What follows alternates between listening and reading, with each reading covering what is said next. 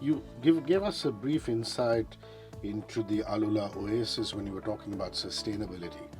But is it a party place? I mean, an oasis sounds like what else but an oasis? It's a place of, I think it can be both. I think it's a place in these days when I think mindfulness and body, mind, and soul is the expression that one uses to talk about the balance that we need to aspire to in life. I think it can be that, but it is also the perfect setting for anything that might be your passion point, whether it's adventure or food or, to your point, enjoying the good times in life. A little bit about the AlUla Old Town. Sure. So this is a mud brick village that is 900 years continuous occupied.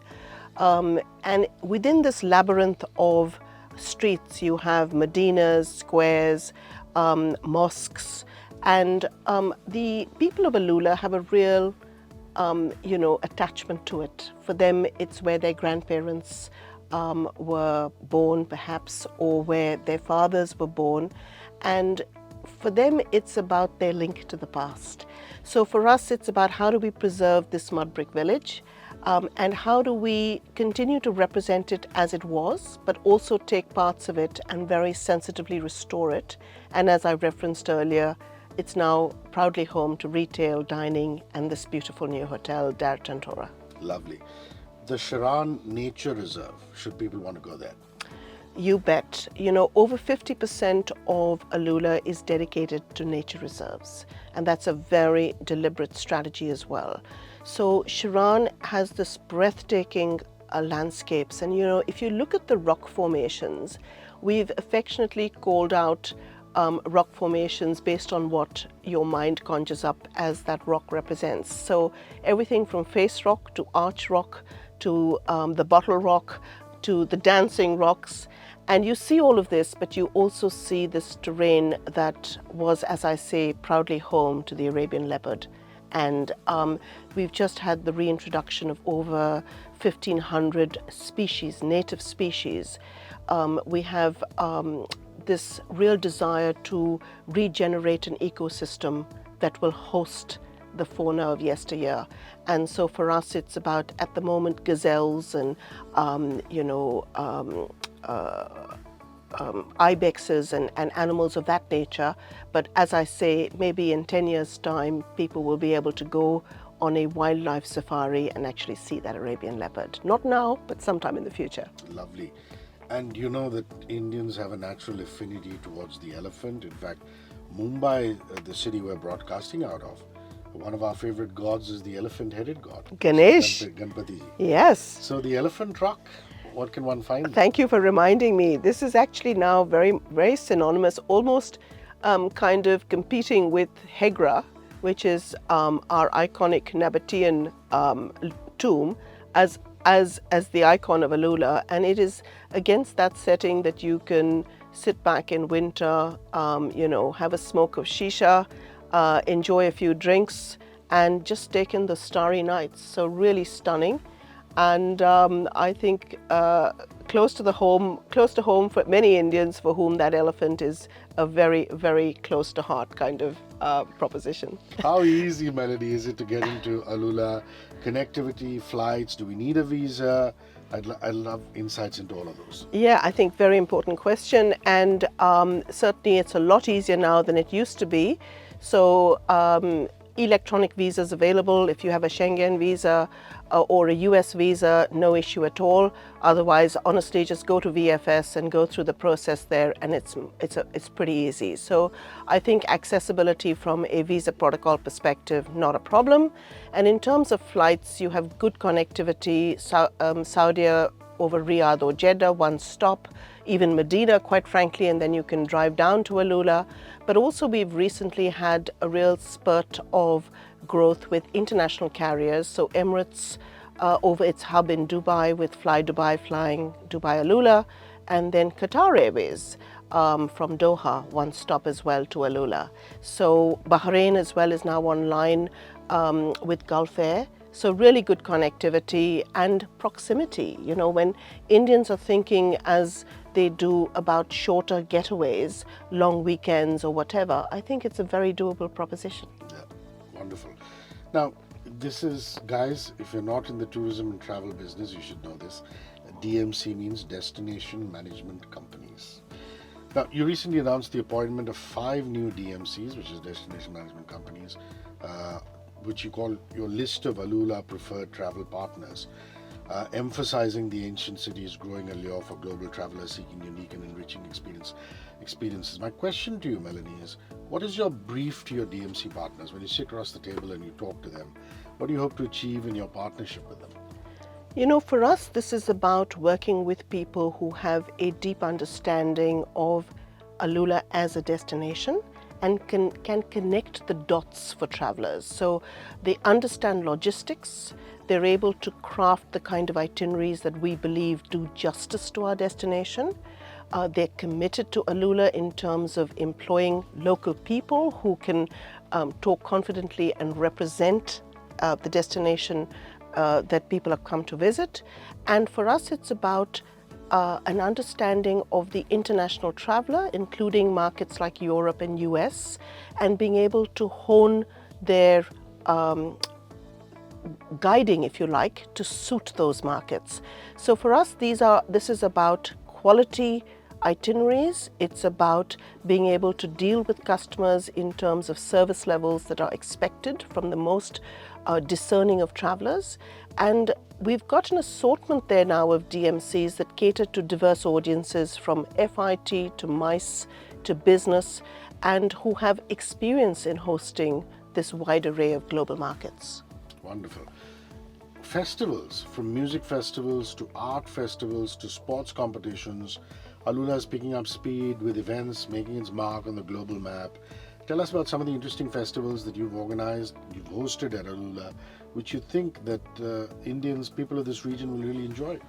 So we've got this prolific calendar of annual events and festivals, and they really celebrate what I would in marketing speak call our brand pillars. So we have AlUla Skies, which is everything from ballooning to stargazing and what's in between. We have arts, and this is a sector where we're really committed to celebrating the best of local and regional creative expression, but also the best of global creative expression.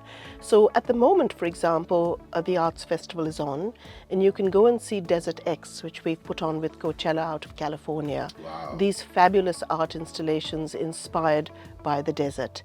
And it will be a precursor to Wadi Al Fan, which is going to be a destination unto itself.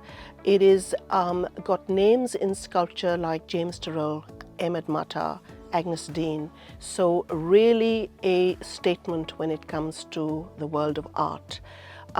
So we've got art, skies, wellness, that other key pillar for us. And as I've said before, our natural settings just lend themselves to that particular pillar. Then we have the best of the best, which is winter at Tantora. And you know, our music and our concerts at Mariah, people watch out for it. We have so much repeat traffic out of some of the neighboring markets. And my aspiration for India is that depending on who's playing, this could be that excuse, if you like, for that long weekend in AlUla. So that's just a few of them. We also have Ancient Kingdoms, which of course is the core of who AlUla is, and that celebrates our heritage destinations within AlUla, but also has programming that wouldn't otherwise be available. So you can, for example, do Hegra After Dark, Wow. and which is beautiful, candlelit, and you're seeing this iconic heritage site like you wouldn't during the day. All right. The Mariah Festival, what are the kind of acts you've had, you know, musicians, singer-songwriters who've come and played there? So we've had everybody from Alicia Keys to Lionel Richie to Enrico Iglesias to Bocelli. Seal was there recently, and it's been an amazing kind of calendar for us, not just this last year, but for the last 3 years. And what a stunning venue to perform at. And that's been the takeaway from most of the artists that have performed. Lovely, that really is music royalty. I mean, all the people that you mentioned. You've worked in a vista of senior management roles across sectors, including luxury hotels. What is it, Melanie, about the tourism industry in particular that stimulates your creative and marketing instinct? Well, I'd like to plug the Indian chain Oberoi, which was a very happy hunting ground for me for 17 years. But I think hospitality and tourism in general, apart from the fact that they are just such up and coming sectors as the service industries take over in traditional economies, I really just personally love the fact that they are very people to people kind of interactions in terms of the day to day. And the fact that we are dealing with, in many instances, a precious commodity, which is people's leisure time. You know, in this day and age where we are so frenetic, what we do with that precious leisure time and how we spend it is really critical. And for me, it's about how do we as marketers position a product or a destination against that.